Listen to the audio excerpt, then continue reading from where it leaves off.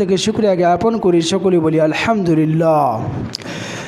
তারপরে পৃথিবীর সর্বশেষ এবং চূড়ান্ত রাসূল মাআমিন আল্লাহ মরুর দুলাল তাজদারে মাদানী নবী মুহাম্মদ রাসূলুল্লাহ, সকলে বলি সাল্লাল্লাহু আলাইহি ওয়াসাল্লাম। তিনার উপরে শতকোটি শান্তির ধারা বর্ষিত হোক। আল্লাহুম্মা সাল্লি আলাইহি ওয়া আল্লাহুম্মা বারিক আলাইহি। আজকে যে বিষয়টি নিয়ে আলোচনা করব সেটি হচ্ছে দান সাদাকার গুরুত্ব এবং মসজিদ নির্মাণে কেমন ফজিলত রয়েছে। কেউ যদি মসজিদ নির্মাণ করে সেখানে যদি অর্থ, শ্রম, সময়, বুদ্ধি, পরামর্শ দেয় তাহলে তার জন্য কি সওয়াব রয়েছে, কি প্রতিদান রয়েছে, এ বিষয়ে সংক্ষিপ্তভাবে আলোচনা করে আমার আলোচনার ইতি টানব ইনশাআল্লাহ আজিজ। প্রথম কথা যে আজকে মুসলিমরা দিনের পর দিন কিন্তু টাকাওয়ালা হচ্ছে। আজ থেকে 20 বছর আগে চিন্তা করুন, আমাদেরও তো টাকা ছিল না, প্রত্যেকেরই মানে টাকা পয়সা কম ছিল। অনেকে এমনও ছিল যে মানুষের বাড়িতে কাজ না করলে ভাত পেত না। আবার অনেক এমন ছিল যে হয়তো দুপুরে খেলো, রাত্রে কী খাবে চিন্তা করতে হতো। আবার এমন অনেক মানুষ রয়েছে যে কাজ করে শুরু করেনি, 1 মাসের টাকা আগে নিয়ে রেখেছে। মাসিলা কাজ করবে মানে 1 মাস কাজ করে দিবে, তার আগে টাকা নিয়েছে। কারণ টাকার খুব প্রয়োজন ছিল, সংসার চালাতে খুব কষ্ট হতো, ছেলেপেলের ভাত মুখে তুলে দিতে প্রচুর পরিমাণে সমস্যা হতো, এই জন্য টাকা আগে নিয়ে নিত। আর যারা মোড়ল, টাকাওয়ালা, জমিদার মানে ব্যাংক ব্যালেন্সওয়ালা ব্যক্তি, তারা তাদেরকে মানে বিভিন্ন টাকা দিয়ে দিত আগে কিছু কম সময়ে, আর তাদেরকে দিয়ে পুরো জমে খাটিয়ে নিত।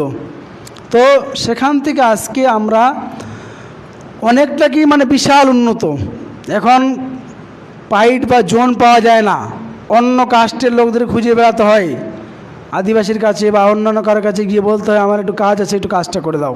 তার মানে কি মাত্র 15-20 বছরের ব্যবধানের মধ্যে আল্লাহ তাআলা আপনাকে আমাকে অঢেল সম্পদের মালিক করে দিয়েছেন। কে দিয়েছেন? আল্লাহ। আবার এই আল্লাহ তাআলা আপনার আমার এই সম্পদ ছিনিয়ে নিতে পারেন, এমন কিছু করে দিল আল্লাহ। আপনার ধন সম্পদ, জমি জায়গা সব বেঁচে দিতে হলো, আপনি নিঃস্ব হয়ে গেলেন। অনেক মানুষ দেখবেন একসময় খুব টাকাওয়ালা, একসময় ফকির হয়ে গেছে। সকালবেলা আমির, বিকালবেলায় হচ্ছে ফকির, ঠিক আছে? তো আল্লাহ তাআলা এই ধনসম্পদ যে দেন, এই ধনসম্পদ আছে এটা পরীক্ষা। যে বান্দা, আমি তোমাকে যে ধনসম্পদ দিয়েছি, টাকা পয়সা দিয়েছি, এই ধনসম্পদ তুমি কোন কাজে লাগাচ্ছ? যে আল্লাহ তাআলা তোমাকে ধনসম্পদ দিল সেই আল্লাহ তাআলাকে তুমি ভুলে যাচ্ছ কি না, এটাই পরীক্ষা করার জন্য আল্লাহ তাআলা আমাদেরকে অনেক ধনসম্পদ দেন। আবার ওই গ্রাম বা একটা গ্রামের দেখবেন অনেক মানুষ রয়েছে সারা জীবন অন্যের বাড়িতে জন হিসাবে খাটতেই হতো, টাকাওয়ালার হলো না।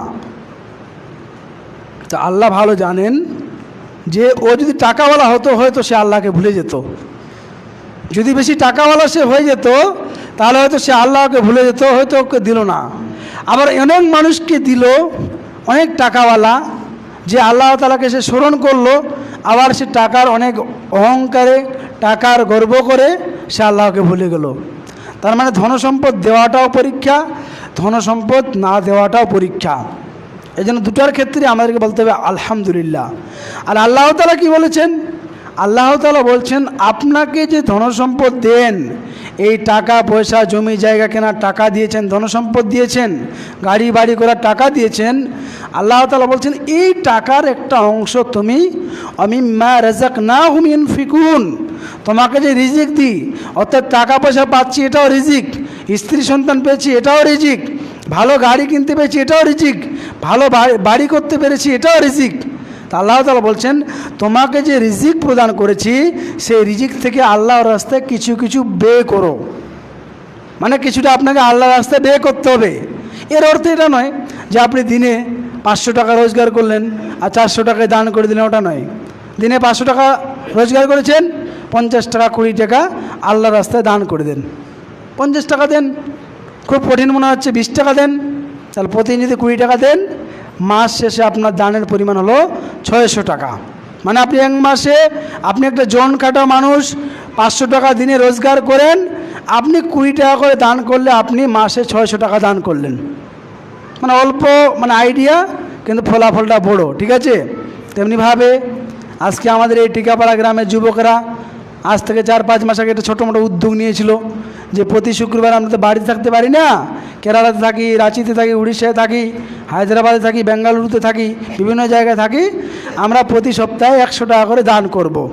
তো 50-60 জন যুবক ছিল, 100 টাকা দান করলে কত, মাসে 50 জন ধরি, সপ্তাহে 5000 টাকা, তাহলে এক মাসে 4টা শুক্রবার পড়ে 4-5-এ 20,000 টাকা। মানে ছোট্ট একটা বুদ্ধি, কিন্তু এর ফলটা বিশাল হচ্ছে। মানে মাসে 20,000 টাকা, 5 মাসে কত 1 লাখ টাকা, 10 মাসে কত 2 লাখ টাকা। মানে ছোট ছোট কাজ, কিন্তু এর ফলটা হচ্ছে দীর্ঘ। তো আল্লাহ তাআলা আমাদেরকে বলছেন যে তোমরা, আমি যে তোমাদেরকে যা রিজিক দিয়েছি, এই রিজিক থেকে আল্লাহর রাস্তায় কিছু ব্যয় করো, কিছু টাকা পয়সা দান করো। তো আমাদেরকে দান করতে হবে কোথায়? যেখানে সেখানে নয়। আমরা অনেকে দান করতেও জানি না। কেউ একটা আসলো, অচেনা অপরিচিত লোক, তাকে দান করুন, সংক্ষিপ্ত অল্প কিছু দান করুন। কিন্তু যে লোককে দেখতে পাচ্ছেন সত্যিকারে একদম হাত ভাঙা, পা ভাঙা, সত্যিকারে আপনি জানেন সে অসুস্থ, সে প্রতি মাসে ডাক্তারখানায় তাকে 10,000 টাকা বা 5,000 টাকা খরচ হয়, আপনি পাড়া প্রতিবেশীর এতিম মানুষ জানছেন যে আপনি সে সত্যি এতিম, তার রোজগার করার কোনো বাড়িতে লোক নেই, তাদেরকে বেশি বেশি করে দান করুন। আরও বেশি দান করুন তাদেরকে যারা আপনার আত্মীয় স্বজন, যারা আত্মীয় স্বজন, খালাতো ভাই, ফুফাতো ভাই, নানি, মামু, যারা গরিব রয়েছে আপনার থেকে, তাদেরকে বেশি বেশি করে দান করতে হবে। আরও তাদেরকে বেশি বেশি করে দান করতে হবে যারা আপনার পাড়া প্রতিবেশীর মধ্যে টাকা পয়সা ঠিকমতো উপার্জন করতে পারে না, যারা মিসকিন, মুখ দিয়ে বলতেও পারে না, চাইতেও পারে না, বলতেও পারে না, তাদেরকে বেশি বেশি করে দান করতে হবে। আর কোন দান করতে হবে? যে গ্রামে কোনো মসজিদ হচ্ছে, কোনো মক্তব তৈরি হচ্ছে, গ্রামে কোনো ভালো কাজের উদ্যোগ নিচ্ছে, কোনো লাইব্রেরি তৈরি হচ্ছে, সেখানে বেশি বেশি করে দান করতে হবে আমাদেরকে। তাহলে এই পরিপ্রেক্ষিতে আজকের এই যে জুমার দিন, আমরা প্রায়, আমি আসার পর থেকে দেখছি যে মসজিদের জায়গা কিন্তু ঠিকমতো হয় না। আর আমাদের বাড়িগুলো সবারই দেখছেন এখন একতলা বাড়ি হচ্ছে, কারো 2তলা হয়ে যাচ্ছে, আরও বিভিন্ন আমরা কাজ করছি। আর মসজিদটাকে আমরা ফেলে দেখেছি কেমন, মানে ফকিরের মতো। মানে মসজিদ ঠিক আছে, মানে আমার তো নয়, ও বলছে আমারও তো নয়, ঠিক আছে তো চলুক এইভাবে। মানে একটা মসজিদে কুটাও যদি পড়ে থাকে, তো ও বলছে এ তুলবে, ও বলছে ও তুলবে, ও বলছে এ তুলবে, তুলাই হলো না। মানে মসজিদের কাজটা হচ্ছে এমন যে কেউ এটাকে গুরুত্ব দেয় না, কেউ এটা মন দিয়ে চিন্তা ভাবনা করে নিজের দায়িত্ব নিয়ে কাজ করে না। সবাই মনে করে এটা তো আমার নয়, পার্সোনাল কোনো প্রপার্টি নয়। আর বাড়িতে একটু সমস্যা কোনো কারণে, মনে করেন একটা মানে টেপটা একটু ভেঙে গেছে, বা মনে করেন ছিটকিনিটা একটু ভেঙে গেছে, সঙ্গে সঙ্গে আমরা নিয়ে আসি, কারণ নিজের বাড়ির জিনিস। আর মসজিদ আল্লাহর ঘর, আপনার বাড়ির থেকে মহা মূল্যবান ঘর। আপনার বাড়ির থেকে এই মহান আল্লাহ তাআলার এই ঘর হচ্ছে শ্রেষ্ঠ ঘর। আল্লাহ রাসূল সাল্লাল্লাহু আলাইহি ওয়াসাল্লাম বলেছেন, আফগাদুল বিলাদি ইলাল্লাহি মাসাজিদুহা ওয়া আফগাদুল বিলাদি ইলাল্লাহি আসওয়াকুহা। পৃথিবীতে যত ঘর আছে, পৃথিবীতে যত বিল্ডিং রয়েছে, আজকের বুর্জ খলিফা দেখুন, আমাদের মুম্বাইয়ের আরও বড় বড় বাড়িগুলো দেখুন, আর দিল্লির বুকে বাড়িগুলো দেখুন, কলকাতার বুকে বাড়িগুলো দেখুন, পৃথিবীতে যত বিল্ডিং রয়েছে, পৃথিবীতে যত বাড়িঘর রয়েছে, তার মধ্যে সর্বশ্রেষ্ঠ ঘর, তার মধ্যে সবথেকে দামি ঘর, তার মধ্যে সবথেকে মূল্যবান ঘর, সেটা হচ্ছে মসজিদ। এই মসজিদের প্রতি আমাদের গুরুত্ব নেই। এই মসজিদের আপনি যদি একটু ঝাড়ু দিয়ে দেন, ঝাড়ু দিলেও আপনি নাকি পাবেন। আল্লাহ আয়েশা রাদিয়াল্লাহু তাআলা থেকে বর্ণিত, আল্লাহ রাসূল সাল্লাল্লাহু আলাইহি ওয়াসাল্লাম বলছেন, কিয়ামতের মাঠে আমলগুলোকে দেখানো হলো, কিয়ামতের মাঠে আদম সন্তানের আমলগুলোকে দেখানো হবে। সেই আমলের মধ্যে সেই নেকিটাও সে দেখতে পাবে যে মসজিদে ঝাড়ু দিয়েছে, সেই যে ধুলিকোনা বালিকোনা, ছোট ছোট কিছু ধুলিকোনা, কাগজের টুকরা, ধুলি বালিকোনা, সেই ধুলিকোনা বালিকোনার বিনিময়ে এক একটি করে নেকি সে কিয়ামতের মাঠে দেখতে পাবে। সুবহানাল্লাহ বলি, সুবহানাল্লাহ। আর মসজিদ মাদ্রাসা আমরা ঝাড় দিতে শিখিনি। ইব্রাহিম আলাইহিস সালামকে আল্লাহ তাআলা বলেছেন, ইব্রাহিম তুমি এবং তোমার ছেলে মিলে, ইসমাইল মিলে এই কাবাঘর পরিষ্কার করো, এই কাবাঘরকে ঝাড়ু দাও, এই কাবাঘরকে দেখভাল করো।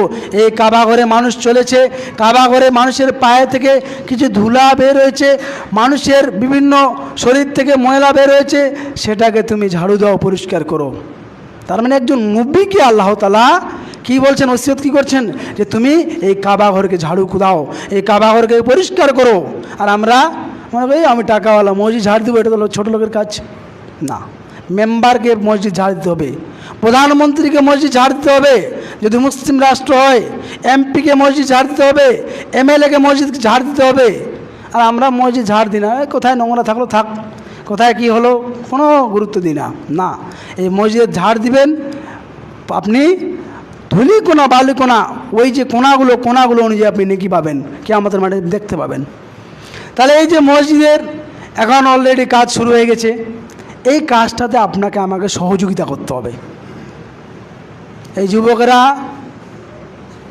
পায়ের ঘাম মাথায় ফেলে, মাথার ঘাম পায়ে ফেলে, কষ্ট করে পরিশ্রম করে বাড়িঘর ছেড়ে প্রতি মাসে প্রতি সপ্তাহে 100-200 টাকা করে জমা করে আজকে এই মসজিদের কাজটা শুরু করা সম্ভব হয়েছে। তাই এই কাজে আপনাকে আমাকে সকলকে সহযোগিতা করতে হবে। এই ভুট্টা আসছে, বেশি বেশি করে দান করতে হবে, কারণ মসজিদে জায়গা হচ্ছে না, কোনো একটা বিয়ে বাড়ি লাগছে, কোনো একটা আরও অনুষ্ঠান হচ্ছে, কেউ মারা যাচ্ছে, তখন জায়গা আর হয় না, তখন সমস্যা হয়ে যাচ্ছে। তাহলে এই মসজিদে মাদ্রাসাতে আমাদেরকে বেশি বেশি দান করতে হবে। রাসূলুল্লাহ সাল্লাল্লাহু আলাইহি ওয়াসাল্লাম বলছেন যে মানুষ যখন মরে যায়, আপনি আমি মরে যাব, মানুষ মরে যাওয়ার পরে তার 3টি আমল চলতেই থাকে, আমল পেতেই থাকে। মানুষ যখন মরে যায় তার 3টি আমল চলতেই থাকে, সে তার নেকি পেতে থাকে, তার আমলেই খোলা থাকে। যখন কোনো মানুষ আপনি আমি মরে যাব, তারপরে ওই নেকিটা পেতে থাকবো। ইল্লা মিন সালাসাতিন, 3টি, সাদাকাতিন জারিয়াতিন, একটা হচ্ছে সাদাকায়ে জারিয়া। সাদাকায়ে জারিয়া কি? গ্রামে কোনো টিউবওয়েল বসিয়ে দিয়েছেন, এটা সাদাকায়ে জারিয়া। গ্রামে মসজিদ তৈরি করে একটা ইট দান করেছেন, 1 কুইন্টাল রড দিয়েছেন, 50টা সিমেন্টের বস্তা দিয়েছেন, 1 গাড়ি পাথর দিয়েছেন, আরও কিছু দিয়েছেন। এই মসজিদ যতদিন চলবে, এই মসজিদে যতজন নামাজ পড়বে, এই মসজিদে যতজন বাচ্চা এসে কোরআন শিখবে, এই মসজিদে যতজন মানুষ এসে নামাজ পড়বে, সেই মানুষের পক্ষ থেকে সেই বাচ্চা কোরআন শিখলো, সেই কোরআন পড়নেওয়ালা বাচ্চার কাছ থেকে কেউ একটা কিছু উজু করলো, সেই উজুর যে নেকি, সেই নামাজের যে নেকি, আপনি যে দান করলেন, কোরআন শিখলো মসজিদ থেকে, এই কোরআনের যে নেকি আপনার কাছে পেতেই থাকবেন। তাহলে আপনাকে আমাকে দান করতে হবে। আর আমরা এখন ওই যে মসজিদ যুবকরা দিচ্ছে, আমরা আর কি দিব না, প্রত্যেকে বেশি বেশি করে সহযোগিতা করতে হবে। সাহাবী আবু বকর রাদিয়াল্লাহু তাআলা আনহুর জীবনী শুনুন, যে আল্লাহ রাসূলের কথা বললেন যে একটা যুদ্ধে যেতে হবে, অনেক টাকা পয়সা দরকার, ঘোড়ার প্রয়োজন, সাওয়ারির প্রয়োজন, কে কি পারবে দান করো। ওমর রাদিয়াল্লাহু তাআলা আনহু বলছেন, আল্লাহ রাসূল আমার যা সম্পদ ছিল অর্ধেক দান করে দিলাম। যা সম্পদ ছিল, মানে 100 কোটি টাকার মালিক ছিলেন, মনে করেন 50 কোটি টাকা দিয়ে দিলেন, মানে অর্ধেক দান করে দিলেন। এরপরে আবু বকর রাদিয়াল্লাহু তাআলা আনহু বলছেন, আল্লাহ রাসূল আমি বাড়িতে যা আছে সবই নিয়ে চলে এসেছি। বাড়িতে তাহলে কী রেখে এসছো? বলছে আল্লাহ এবং আল্লাহ রাসূলকে বাকি রেখে সব কিছু আমি দান করেছি। ওমর রাদিয়াল্লাহু তাআলা বললেন যে আমি আর আবু বকরের সঙ্গে পারবো না, কিয়ামত পর্যন্ত আর আমি পারবো না। কেন? তিনি এমন একটি বাক্য বলেছেন যে আল্লাহ তাআলাকে এবং আল্লাহ রাসূলকে রেখে যা কিছু রয়েছে সব কিছু আমি দান করে দিয়েছি। তার মানে তিনি বাড়িতে আর কিছুই রেখে আসেননি, সব দান করে দিয়েছেন। তাহলে এই যে মসজিদের কাজ শুরু হয়েছে, এই মসজিদে আপনাকে আমাকে দান করতে হবে বেশি বেশি করে। এই মসজিদে নামাজ পড়বো আমরা, আজকে আপনারা মরে যাবেন, আপনার ছেলেরা নামাজ পড়বে, তারা মরে যাবে, তারপর তার ছেলেরা নামাজ পড়বে, এখানে বাচ্চারা পড়তে আসছে, এই মসজিদ হয়েছে বলেই তো পড়তে আসছে। তাহলে আপনাকে আমাকে বেশি বেশি করে মসজিদে দান করতে হবে। আরেকটা কাজ কী করতে হবে, যে অনেক মানুষ বলে যে থাক ওরা করবে, আমরা তো আছি, অসুবিধা নেই, এটা করা যাবে না। অনেকে বলে যে ঠিক আছে করুক, ওরাই তো করতে পারছে, আমরা আর কি করব না। মসজিদ এখন জিনিসের যা দাম বেড়েছে কিনা, প্রত্যেকটা জিনিসের দাম বেড়েছে। এখন বাড়ি, এই যে চিফ মিনিস্টার বাড়ি দিয়ে এখন প্রত্যেকটা জিনিসের দাম বেড়েছে, সিমেন্টের বস্তার দাম, গিটি রোডের দাম, প্রত্যেকটা জিনিসের দাম বেড়েছে। এখন যদি কোনো একটা জিনিস মনে করছেন 1 লাখ টাকা লাগবে, কাজ শুরু করছেন 1.5 লাখ টাকা, তো পাত্তা পাওয়া যাচ্ছে না। তার মানে আপনাকে আমাকে এই মসজিদের জন্য বেশি বেশি করে সহযোগিতা করতে হবে, বেশি বেশি করে দান করতে হবে। আর নিশ্চয়ই দান সাদাকা কি করে? মানুষের সম্পদকে বৃদ্ধি করে দেয়। দান সাদাকা মানুষের সম্পদকে বৃদ্ধি করে দেয়। আপনি মনে করেন আমার কাছে 1000 টাকা ছিল, 500 টাকা দান করে দিলাম, টাকা তো 500 টাকা হয়ে গেল, 500 টাকা তো কমে গেল। আল্লাহ তাআলা আপনাকে অন্য দিক থেকে পুড়িয়ে দিবেন, অন্য দিক থেকে দিয়ে দিবেন। হয়তো দেখা যাবে আপনার সন্তানের কোনো অ্যাক্সিডেন্ট হওয়ার কথা ছিল, সে অ্যাক্সিডেন্টটা হলো না, আপনি সেখানে 1000 টাকা খরচ হতো, সেখানে আপনি 500 টাকাতেই আপনি পার পেয়ে গেলেন। বা আরও আপনার কোনো বড় বিপদ চলে আসতো, ক্যান্সার হয়ে যেত, বা আরও অন্য অন্য কিছু বড় বড় রোগ হয়ে যেত, আপনার হার্টে প্রবলেম হয়ে যেত। আল্লাহ তাআলা আপনাকে সেই বিপদ আপদ থেকে, আগত যে বিপদ আপদ রয়েছে সেখান থেকে আপনাকে রক্ষা করবেন। আর সাদাকাতু তারাদ্দুল বালা, নিশ্চয়ই সাদাকা, নিশ্চয়ই দান সাদাকা মানুষের বালা মুসিবতকে দূর করে দেয়। এই জন্য আপনাকে আমাকে বেশি বেশি করে দান করতে হবে। আল্লাহ তাআলা বলছেন, খুলুন সূরা বাকারা সূরা নম্বর 2 আয়াত নম্বর 162, যে যারা দান করে তাদের উদাহরণটা কেমন। মনে করেন আপনি আমি দান করলাম, তার উদাহরণ দিচ্ছেন আল্লাহ তাআলা, তিনি একটা মিসাল দিচ্ছেন আল্লাহ সুবহানাহু ওয়া তাআলা। তিনি বলছেন যে কোনো ব্যক্তি যদি দান করে, সেই দান করাটা এমন যে কোনো একটা মানুষ বীজ ফেললো, ভুট্টার বীজ বা কিছু, সেই বীজ থেকে একটা গাছ তৈরি হলো, গাছ থেকে 7টা শীষ তৈরি হলো, মানে একটা ভুট্টার বীজ থেকে 7টি শীষ বের হলো, মানে গাছ বেরো 7টা শীষ তৈরি হলো। আর প্রত্যেক শীষে 100টি করে ধান বা ভুট্টা কি করলো? ধরলো। এবং আল্লাহ তাআলা বলছেন তার থেকেও বেশি দান। অর্থাৎ আপনি 1 টাকা দান করলেন, এই 1 টাকাটা আপনার 700 নেকির থেকেও বা 700 গুণের থেকেও আপনি বেশি পাবেন। আল্লাহ তাআলা বলছেন আরও বৃদ্ধি, এর থেকেও বেশি। তাহলে আমরা কেন দান করছি না? এই মসজিদ আপনি দেখতে পাচ্ছেন, আমরা দেখতে পাচ্ছি যে মসজিদের জায়গা হচ্ছে না, এখন আমাকে বেশি করে দান করতে হবে। আর যারা এর আগে জালসা হয়েছিল, যে দান বাকি রয়েছে, দানগুলো অতি শীঘ্রই দিয়ে দিবেন। কারণ মসজিদের কাজ শুরু করা মানে হচ্ছে শুরুটা করেই দিলাম, কিন্তু টাকা ছাড়া কোনো গল্প নেই। 1 বিঘত জায়গাতে টাকা, শুধু টাকা আর টাকা, মানে পুরো টাকাটাই ঢালতে হচ্ছে এখন যা দ্রব্যমূল্য বৃদ্ধি পেয়েছে। তাহলে দান করা আমাদেরকে শিখতে হবে। আর দান করতে গেলে কৃপণতা করা যাবে না। লা ইয়াদখুলুল জান্নাতা বাখিলুন, যারা বখিল, যারা কৃপণতা করে তাদের জন্য আল্লাহ রাসূল বলছেন যে বখিল বা কৃপণ জান্নাতে যাবে না। মানে এই ঠিক আছে দেখা যাবে, হ্যাঁ ঠিক আছে দিব অন্য দিনে, মানে কৃপণতা করতে করতেই মসজিদের কাজ শেষ হয়ে গেল, ও দানই করলো না। শুধু কাল দিব আজকাল করতে করতে মসজিদের কাজ কমপ্লিট হয়ে গেল, কিন্তু দানই করলো না। এই ধরনের লোকদেরকে বলা হচ্ছে বখিল বা কৃপণ ব্যক্তি, এরা জান্নাতে যেতে পারবে না। আরেকটা কথা কি, যে যারা কৃপণতা করে, যারা বখিলি করে, কৃপণতা করে, আল্লাহ তাআলা তার ধনসম্পদকে বের করে নেন কীভাবে? হঠাৎ করে বড় ধরনের অ্যাক্সিডেন্ট দিয়ে, হঠাৎ করে যাচ্ছিল কোথাও, বড় একটা অ্যাক্সিডেন্ট হয়ে গেছে, হঠাৎ করে তার ছেলে অসুস্থ হয়ে গেছে, একটা ছাগল মানত করে নিল যে মসজিদে একটা ছাগল দান করে দিলাম। তাদের অবস্থা এরকম হয় যে হঠাৎ করে তাদের উপর বিপদ চলে আসে, তখন সে বড় বড় মানত করে নেয় যে আমি মসজিদে একটা গরু দান করে দিলাম, মসজিদে 2000 টাকা দান করে দিলাম, বা কোনো মানে অ্যাক্সিডেন্ট হয়ে গেল, সেখান থেকে আল্লাহ তাআলা তার টাকাকে বের করে নেন। তাহলে আপনাকে আমাকে দান বেশি বেশি করে করতে হবে। আর যদি আমরা দেখি দান সম্পর্কে আল্লাহ রাসূলের অনেক হাদিস রয়েছে, সাহাবীদের অনেক ঘটনা রয়েছে, যে আলী রাদিয়াল্লাহু তাআলা আনহু তিনি কি করতেন? রাতের অন্ধকারে মানুষদের গোপনে গোপনে দান করে আসতেন, রাতের অন্ধকারে। এবং তিনি পরিচয় গোপন রাখতেন, তিনি বলতেন না যে আমি দান করলাম, তাহলে দান করার ক্ষেত্রে আমরা এটাও করতে পারি যে আমরা দান করব, কিন্তু আমরা জাহির করব না। আল্লাহ তাআলা বলছেন যে দান প্রকাশ্যে করা ভালো, তবে কেউ যদি গোপনে দান করে তাহলে আরও ভালো, মানে মানুষ জানতেই পারলো না আপনি দান করলেন।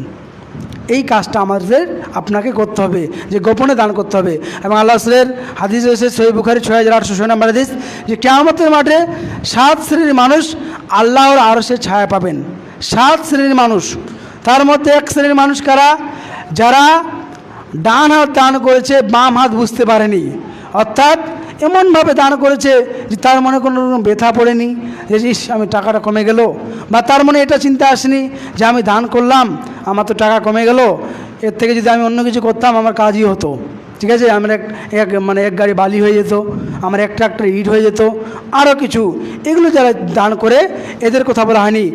এমন বলা হয়েছে যে ডান হাত দান করলো, বাম হাত জানতে পারলো না, মানে গোপনে এবং মনটাকে উদার রেখে যে আমি আল্লাহর রাস্তায় দান করলাম।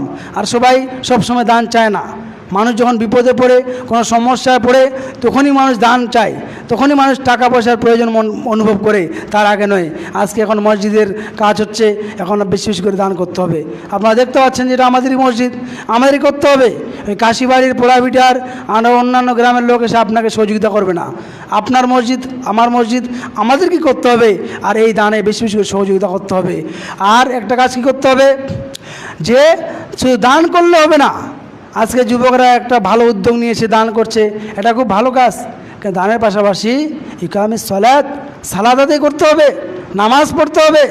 অনেক যুবকরা সব খালি হ্যাঁ দান করতে হবে, মসজিদটা করতে হবে, খুব ভালো এটা, কিন্তু পাশাপাশি নামাজ পড়তে হবে, পাশাপাশি নামাজটা পড়তে হবে জরুরি। নামাজ না পড়লে কিন্তু এই দানের নেকি আল্লাহর কাছে গ্রহণ পাবে না। নামাজ পড়তে হবে।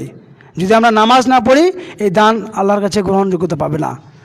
আর একটা দেখছি যুবকদের ভালো উদ্যোগ, তার মধ্যে দু একটা ফল, যে অনেক যুবকরা বিভিন্ন জায়গা থেকে এসে বিভিন্ন কাজ করছে।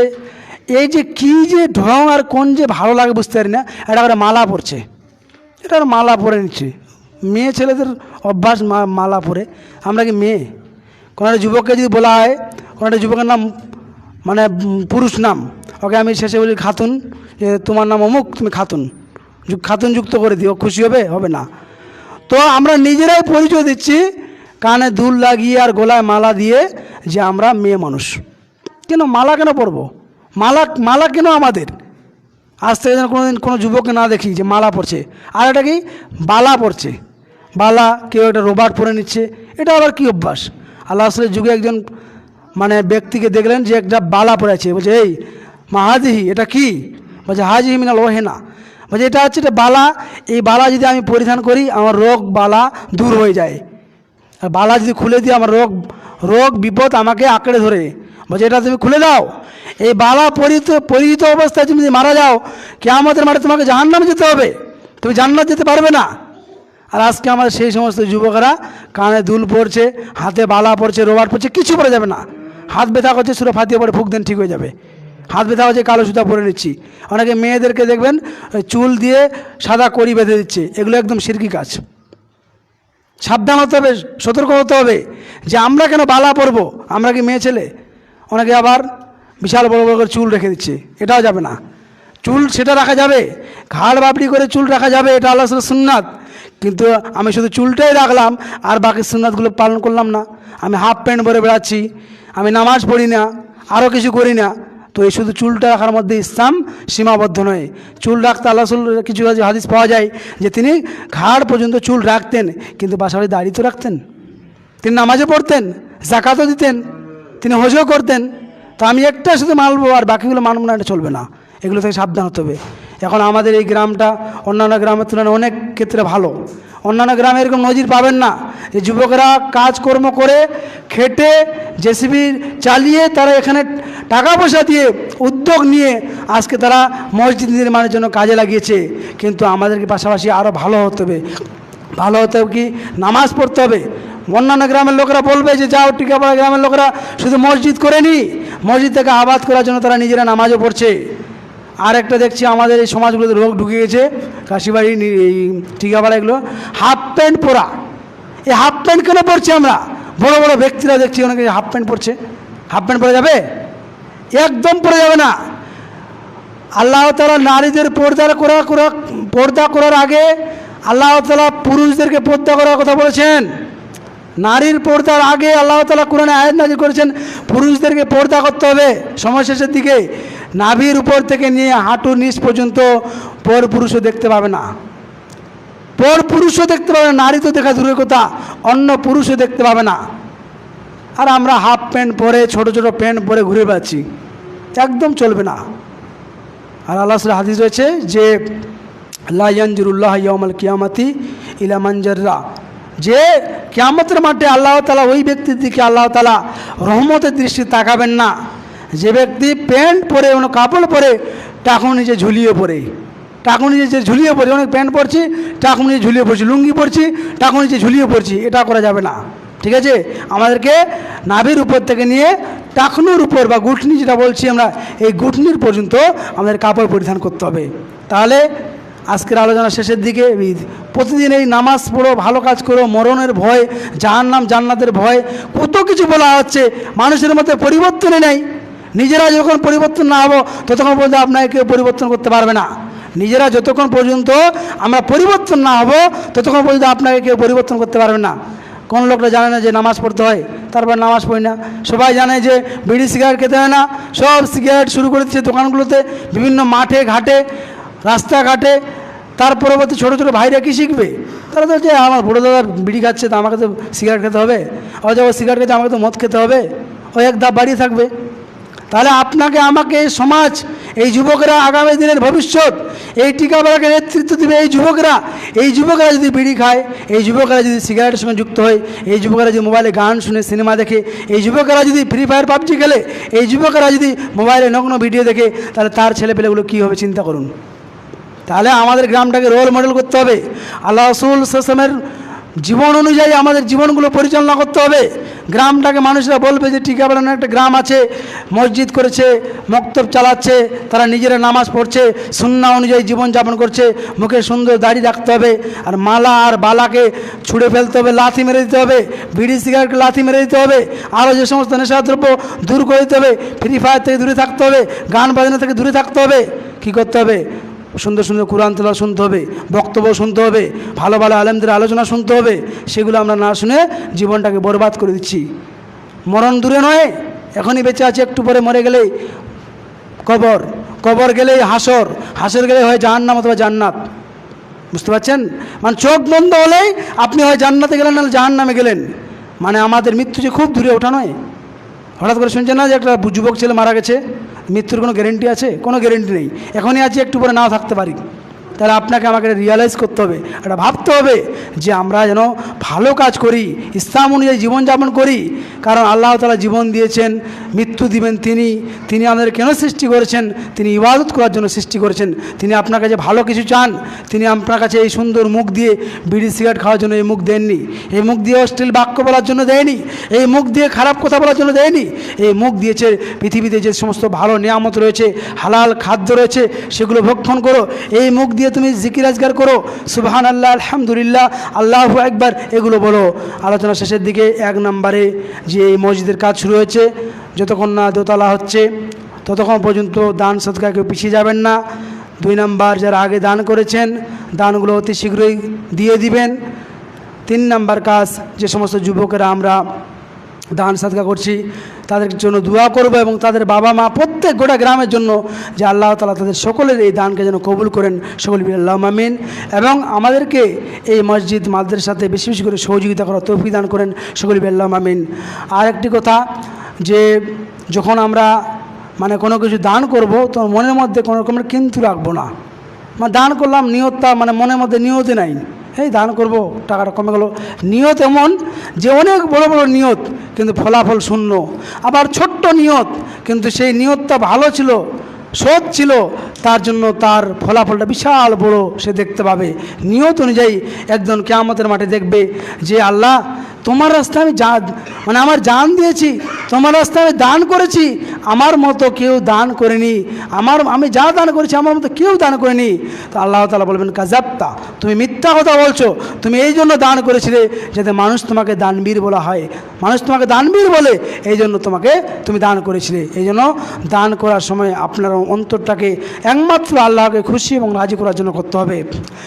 এবং এই দানগুলোকে করতে হবে হালাল উপার্জন থেকে, হালাল রোজগার থেকে। এবং যুবক ভাইদেরকে বলবো যে হাফ প্যান্ট যেন আজকের পর থেকে আমি আর না দেখতে পাই, আর কারোর গোলায় যেন মালা দেখতে না পাই। বাড়ি গিয়ে গোলা দিয়ে মানে মালাকে টেনে আগে ছুঁড়ে ডাস্টবিনে ফেলতে হবে, আর হাফ প্যান্টকে পুড়ে দিতে হবে। হাফ প্যান্ট পরা যাবে না। হাফ প্যান্ট কিনে পরবো আমরা? আজকে পাশ্চাত্য সংস্কৃতি, ইহুদি খ্রিস্টানদের কালচার, তারা হাফ প্যান্ট পরে আর গেঞ্জি পরে ঘুরে বেড়ায়। আমেরিকা ইউরোপের মেয়েরা ছেলেরাও আমেরিকার লস অ্যাঞ্জেলসে, নিউ ইয়র্ক সিটিতে তারা রাত্রে 11টা-12টার সময় বড় বড় মেয়েরা সিগারেট টানে আর হাফ প্যান্ট পরে, ছেলে মেয়ে বোঝা যাবে না যে ছেলেকে আর মেয়েকে, হাফ প্যান্ট পরে তারা ঘুরে বেড়ায়, বিড়ি সিগারেট খায়, মদ খায়, আরও কিছু খায়। আর আজকে আমাদের চরিত্র হয়ে গেছে তাদের মতো। আমরা হাফ প্যান্ট পরবো কেন? নাভির উপর থেকে নিয়ে হাঁটুর নিচ পর্যন্ত কাপড় পরবো, তবে টাকনুর উপরে। এটা আমাদের খেয়াল রাখতে হবে। মানে বিড়ি সিগারেট কেউ খাবেন না। ছোটো ছোটো বাচ্চাগুলো কী শিখছে বলেন তো? এই বিড়ি সিগারেট খেয়ে সমাজ ধ্বংস করে দিচ্ছি আমরা, সমাজগুলো ধ্বংস করে দিচ্ছি, বিষাক্ত করে দিচ্ছি। এই বিড়ি সিগারেট প্রকাশে খেতে শুরু করে দিচ্ছি। যদিও আপনি খাচ্ছেন, মানে এটা একদম হারাম, তারপরে খাচ্ছেন আপনি। ওই 4টা বাচ্চাকে দেখিয়ে খাচ্ছেন, ওরা শিখছে তো, ছোটো বাচ্চাগুলো দেখে শিখছে। তাহলে আপনাকে প্রথমত ছেড়ে দিতে হবে, এটাকে হারাম মনে করতে হবে, লাথি মেরে বিড়ি সিগারেটকে ফেলে দিতে হবে। দোকানদারগুলোকে অনুরোধ করব, এই দোকানে বিড়ি সিগারেট, বিমল, রজনীবাস, মধু ফধু এগুলো রাখতে হবে না, এগুলোকে ফেলে দিতে হবে। এই হারাম টাকা ঢুকলে বাকি উপার্জনটা হারাম হয়ে যাবে। ঠিক আছে? আব্দুর রেজাকের বক্তব্য শুনবেন, বুঝতে পারবেন। ঠিক আছে? আর ওই টাকা ইনকাম হয় মাসে, 1000 টাকা হয়তো ইনকাম হয়, তার থেকে আমি হালালভাবে ইনকাম করব, মাসে আমার 1000 টাকা কম হোক, কেন আমরা ওগুলো রাখবো? বলছে ওগুলো রাখলে বিড়ি বিক্রি হবে না, যদি আমি বিড়ি সিগারেট দোকান বিক্রি করি না। আল্লাহ তাআলা আপনার রিজিক লিখে দিয়েছে, আপনি সারা জীবনে যেটুকু ইনকাম করবেন আপনার লেখা রয়েছে, আপনি তার থেকে বেশি ইনকাম করতে পারবেন না, হালালভাবে হোক আর হারামভাবে হোক। যেটুকু উপার্জন করবেন আপনার, সেটা আল্লাহ তাআলা নির্ধারিত লিখে দিয়েছেন। তাহলে যুবক ভাইদেরকে বলছি, নামাজটা শুরু করে দিন। রোজার মাসে অনেকে নামাজ পড়লেন, মোবাইলের মাধ্যমে শোনা গেল। আর যুবকরা একটু নামাজের পরে সকলে দাঁড়াবেন, সকলকে ভার্চুয়ালে, মানে মোবাইলে সবার সঙ্গে পরিচিত হওয়া যাচ্ছে, ডাইরেক্টলি দেখা হচ্ছে না। যারা বাইরে থাকেন, গ্রামের যারা যুবক রয়েছেন, সবাই একটু নামাজ শেষে 2-5 মিনিটের জন্য দাঁড়াবেন, একটু সৌজন্যমূলক সাক্ষাৎ হবে ইনশাআল্লাহ। আল্লাহ সঙ্গে দোয়া রাখি, যেটুকু শুনলাম সেটুকু যেন আমাদেরকে বেশি বেশি করে আমল করার তৌফিক দান করেন, এবং বেশি বেশি করে এই মসজিদে দান করার তৌফিক দান করেন সকল বলি আল্লাহ আমিন। এবং আমাদেরকে আল্লাহর কাছে দোয়া করি, আল্লাহ আপনি আমাদের দানকে কবুল করুন, সকল বলি আল্লাহ আমিন। এই বলে আজকে সংক্ষিপ্তভাবে জুমার খুতবা এখানে শেষ করছি। বিসমিল্লাহির রহমানির রহিম। قل هو الله أحد الله الصمد لم يلد ولم يولد ولم يكن له كفوا أحد اللهم صل على محمد وعلى آل محمد كما صليت على إبراهيم وعلى آل إبراهيم إنك حميد مجيد اللهم بارك على محمد وعلى آل محمد كما باركت على إبراهيم وعلى آل إبراهيم إنك حميد مجيد ربنا تقبل منا إنك أنت السميع العليم وتب علينا إنك أنت التواب الرحيم। السلام عليكم ورحمة الله وبركاته।